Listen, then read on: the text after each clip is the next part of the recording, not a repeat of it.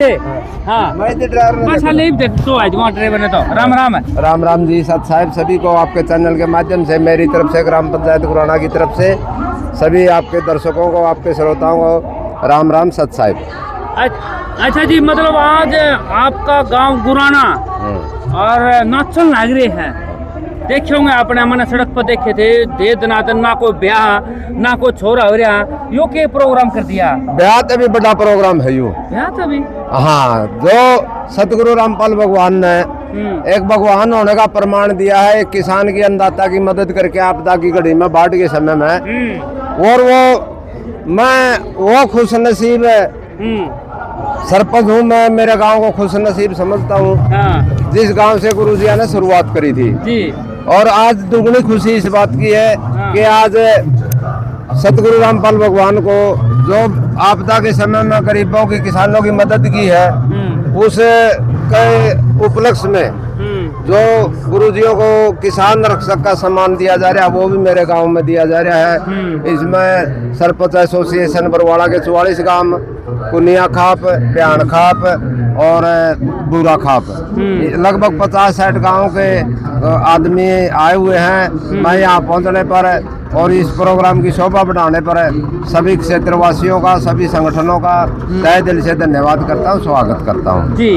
आपका चरण देख के तो जो 36 करोड़ जो देवी देवताएं हैं ना, वह तो एक पास से कर दिया आपने, और ये जो एक इंसान है, इंसान का रूप में के है, ये तो आप ही बताए इसको। देखिए, देवी देवता अपनी जगह है जी। मन ने पहले भी कभी किसी की आस्था को ठेस नहीं पहुँचाई, ना मेरा मकसद किसी की आस्था को ठेस पहुँचाना। आस्था में अंधविश्वास में फर्क हुआ जी। मैं अंधविश्वास के खिलाफ बोला हूँ, और अंधविश्वास और भ्रष्टाचार, ढोंग, पाखंड, ये चीजें देश के अंदर है। इसीलिए आज हमारा देश पीछे रह गया, हमारे से बहुत देश आगे चले गए।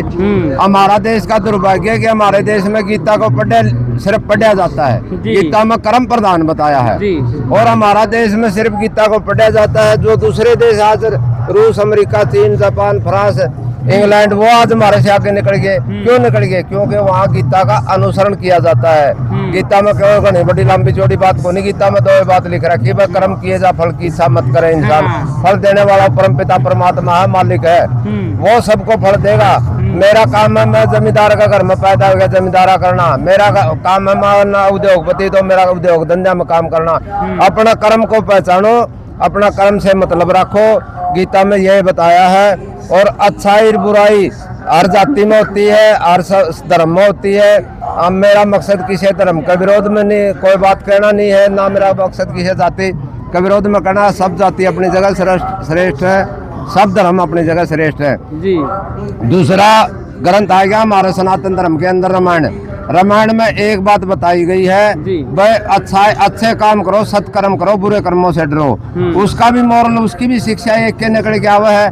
रावण बहुत बड़ा विद्वान था, ब्राह्मण का घर जन्म था, लेकिन एक रावण ब्राह्मण होते हुए भी बुरे काम करे तो उसको एक आज पूरा देश में आज भी दहन किया जाता है उसके पुतले का। तो वो रावण का दहन नहीं होता, वो बुराई का दहन होता है। तो मेरा तो सभी सामाजिक संगठनों से, सभी धार्मिक संगठनों से, सभी जातिवाद जो भी फैला रहे हैं, उनसे यही अपील है कि भगवान आपको सद्बुद्धि दे, और सभी बुद्धिजीवियों से यही अपील है, ढोंग पाखंड का विरोध करें। और ढोंग का पाखंड का विरोध करना कोई बुरी बात नहीं है। हमारे समाज में बहुत बड़े बड़े सत्पुरुष पहले भी हुए हैं, महापुरुष पहले भी हुए हैं, लेकिन किसी न किसी रूप में वो ढोंगी और पाखंडियों से हार गए।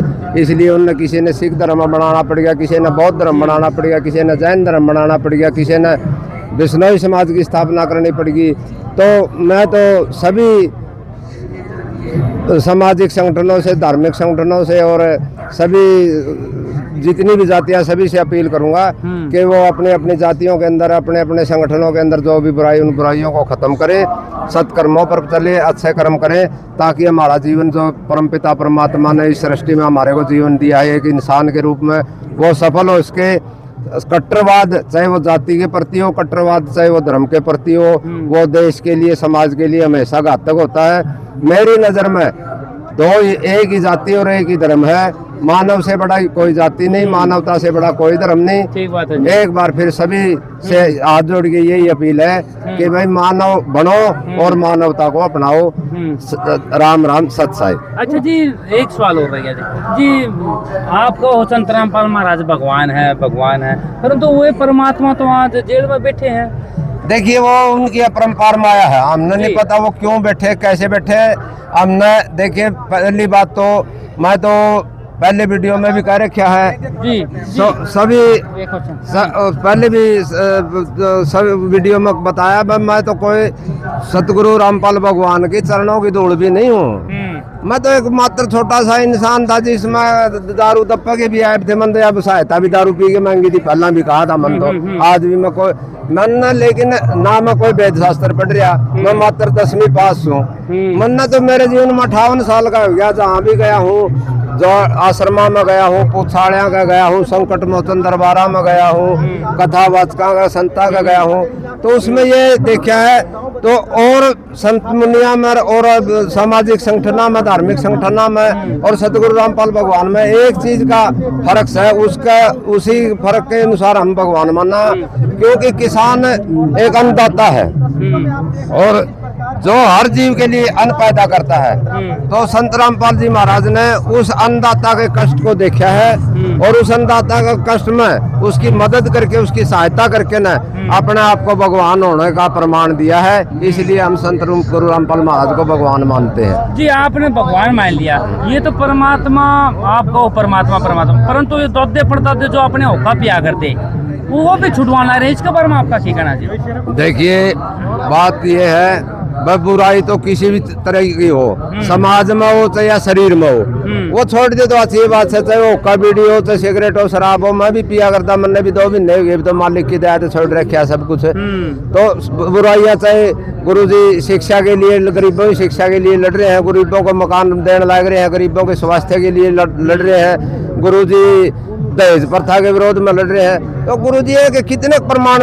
गिना हुआ अपने भगवान होने के। जो बुराइयों के खिलाफ लड़ेगा वो भगवान ने हो, जो अच्छा संदेश देवे समाज को, जो अच्छे उपदेश देवे, वो भगवान ही वो है। जी एक सवाल और है जी, आपके मतलब नाम भी गुलेरे और आपके इतने आपका नाम भी गुलेरे, आपके विचार कैसे बदले जी?